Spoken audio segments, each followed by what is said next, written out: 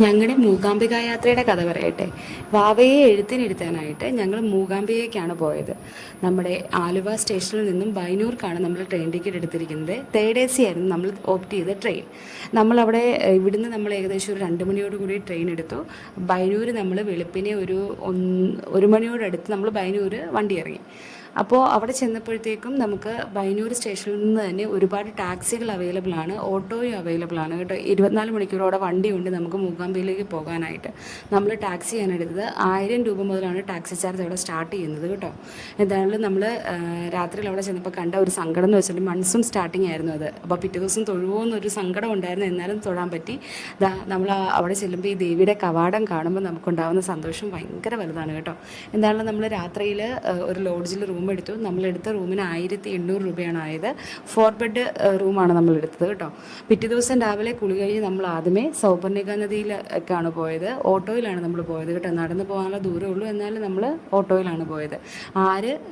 എവിടെ മൂകാംബികയിൽ ചെന്നാലും ഏറ്റവും ആദ്യമേ ചെയ്യേണ്ട കാര്യം സൗപർണിക നദിയിൽ സ്നാനം ചെയ്യുക എന്നുള്ളത്. സ്നാനം ചെയ്യാൻ പറ്റിയില്ലെങ്കിലും കൈയും കാലുമെങ്കിലും കഴുകിയിട്ട് വേണം ദേവിയെ തൊടാനായിട്ട് കയറാൻ. എന്തായാലും തിരിച്ച് നമ്മൾ വന്നു. ഇവിടെ ചെരുപ്പ് വയ്ക്കാനുള്ള ഒരു സൗകര്യമുണ്ട്. ഇനി നമുക്കവിടെ ചെരുപ്പ് വെച്ചില്ലെങ്കിലും നമ്മുടെ ചെരുപ്പൊന്നും ഇതുവരെ ആരും എടുത്തുകൊണ്ട് പോയില്ല. നമ്മൾ 2-3 പ്രാവശ്യം അകത്ത് കയറി തൊഴുതായിരുന്നു കേട്ടോ. പിന്നെ ദേവിക്ക് കൊടുക്കാനായിട്ടൊരു താലം വാങ്ങിച്ചു. വാവയെ എഴുത്തിന് ഇരുത്താനായിട്ട് അരിയും മഞ്ഞളും നമ്മുടെ കയ്യിലേക്കാണ് തരുന്നത്. അവിടുത്തെ ശാന്തിയെ നമ്മൾ അടിക എന്നാണ് വിളിക്കുന്നത് കേട്ടോ. അപ്പോൾ അടികയെ നമുക്ക് മന്ത്രമെല്ലാം ചൊല്ലിത്താലും നമ്മൾ കുഞ്ഞിൻ്റെ കൈ പിടിച്ച് ആദ്യ അക്ഷരം കുറിക്കും. അതിനുശേഷം നമ്മൾ നമ്മുടെ കൊടിമരത്തിൻ്റെ അവിടെ പോയി കുഞ്ഞിനെ നമസ്കരിക്കണം. എന്നിട്ട് നമ്മൾ ദേവിയെ തൊടാനായിട്ട് ക്യൂവിൽ നിന്നു. ഒരു മണിക്കൂറോളം നമ്മൾ ക്യൂവിൽ നിന്നു. എന്തോ പൂജ നടക്കുമായിരുന്നു കേട്ടോ. എന്തായാലും അതിനുശേഷം ദേവിയെ തൊഴുതു. കുറച്ച് വഴിപാടുകളൊക്കെ നമ്മൾ കഴിച്ചു. എന്നിട്ട് നമ്മളവിടെ ഭക്ഷണം കഴിക്കാനായിട്ട് പോയി. നമുക്കവിടെ 2 നേരം അന്നദാനമുണ്ട്. രാവിലത്തെ അന്നദാനം 12:30 മുതൽ 2:30 വരെയും വൈകുന്നേരത്തെ അന്നദാനം നമുക്ക് കിട്ടുന്നത് 8:30 മുതൽ 9:30 വരെയുമാണ് കേട്ടോ. എന്തായാലും നല്ല ഭംഗിയായിട്ട് തൊഴാനൊക്കെ ആയിട്ട് സാധിച്ചു കേട്ടോ.